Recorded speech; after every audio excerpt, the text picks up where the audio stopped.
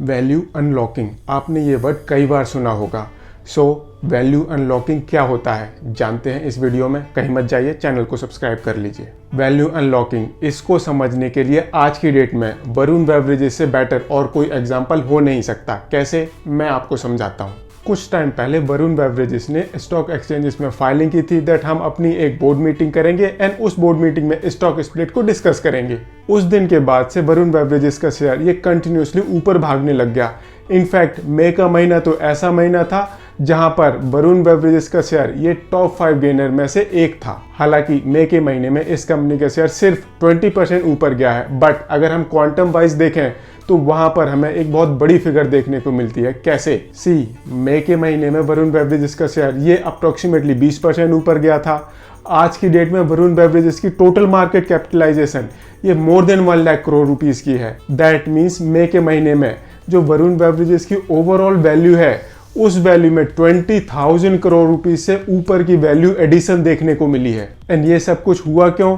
Because Varun beverages ने अपने stock को स्प्लिट करने का डिसीजन ले लिया था। एक ऐसी एक्टिविटी जिसकी वजह से कंपनी की सेल्स नहीं बढ़ती, कंपनी की ऑपरेटिंग प्रॉफिटेबिलिटी नहीं बढ़ती, कंपनी की नेट प्रॉफिटेबिलिटी नहीं बढ़ती, ऐसे ही कंपनी की कैश फ्लो पोजीशन में भी कोई इंप्रूवमेंट नहीं होता।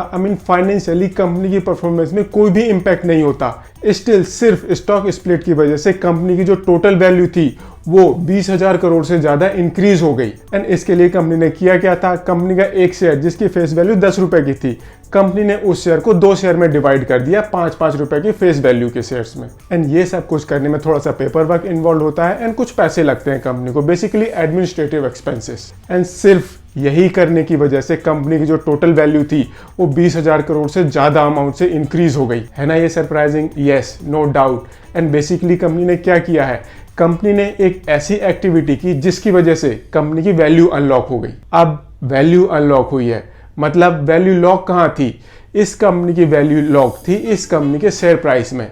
इस डिसीजन को लेने से पहले जो कंपनी का शेयर था वो काफ़ी एक्सपेंसिव लग रहा था। एंड बेसिकली कंपनी ने क्या किया, जो एक शेयर पहले काफ़ी महंगा था उसको कंपनी ने डिसाइड किया दैट इस शेयर को हम सस्ता कर देंगे। एंड सस्ता किस तरह से करेंगे? उस शेयर को 2 पार्ट में डिवाइड करके। एंड सिर्फ इसकी वजह से कंपनी के जो शेयर है उसकी वैल्यू काफ़ी बढ़ गई। इसे ही हम बोलते हैं वैल्यू अनलॉकिंग। ऐसी एक्टिविटी जिसको करने से कंपनी की वैल्यू वो बढ़ जाए, कंपनी की वैल्यू जो पहले ट्रैप थी वो एकदम से अनलॉक हो जाए। यहाँ पर कंपनी ने अपनी वैल्यू अनलॉक की है स्टॉक स्प्लिट के थ्रू।